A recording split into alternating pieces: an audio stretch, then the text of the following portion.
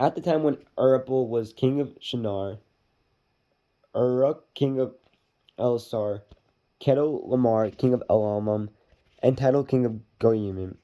These kings went to war against Bera king of Sodom, Bursa king of Gomorrah, Shinab king of Admah, Sema king of Zebaim, and the king of Bela, that is Zor. All these latter kings joined forces in the valley of Siddim, that is the Dead Sea Valley, for 12 years. They had been subject to Kedorlaomer, and in the 13th year they rebelled. In the 14th year, Kedorlaomer and the kings allied with them went out and defeated the Rephahites in Ashtaroth, Carmon, the Zulanites in Ham, the Edomites in Shavan Kerimith, and the Horonites in the hill country of Seir.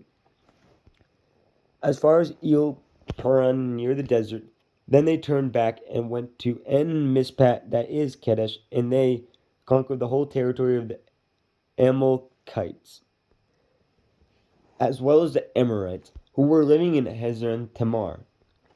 Then the kings of Sodom, the kings of Gomorrah, the king of Admah, the king of Zebaim, and the king of Bela, that is Zor, marched out and drew up their battle lines in the valley of Siddim against Kedorlaomer, king of Elamam, Tidal, king of Goyimim, Ermapul, king of Shinar, and Uruk, king of Elasar, 4 kings against 5.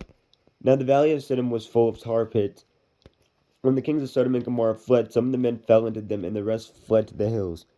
The 4 kings seized all the goods of Sodom and Gomorrah and all their foods. Then they went away.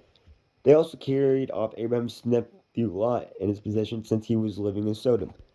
A man who had escaped came and reported this to Abram the Hebrew. Now Abram was living near the great tree of Mamre the Amorite, a brother of Esau and Enar, all of whom were allied with Abram.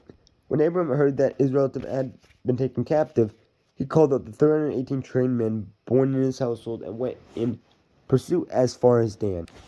During the night, Abram divided his men to attack them, and he routed them, pursuing them as far as Habah, north of Damascus. He recovered all the goods and brought back his relative Lot and his possessions, together with the woman and the other people. After Abraham returned from defeating Kedorlaomer and the kings allied with him, the kings of Sodom came out to meet him in the valley of Shavah, that is the king's valley. The Melchizedek, king of Salmon, brought out bread and wine. He was priest of God Most High, and he blessed them, saying, "Blessed be Abram by God Most High, creator of heaven and earth, and praise be to God Most High, who delivered your enemies into your hand." Then Abram gave him 1/10 of everything. The king of Sodom said to Abram, "Give me the people, and keep the goods for yourself." But Abraham said to the king of Sodom, "With raised hand I have sworn an oath to the Lord, God Most High, creator of heaven and earth, that I will accept nothing belonging to you, not even a thread or the strap of a sandal, so that you will never be able to say, 'I made Abraham rich.' I will accept nothing but what my men have eaten, and the share that belongs to the men who went with me, to Enar, Esau, and Memra. Let them have their share."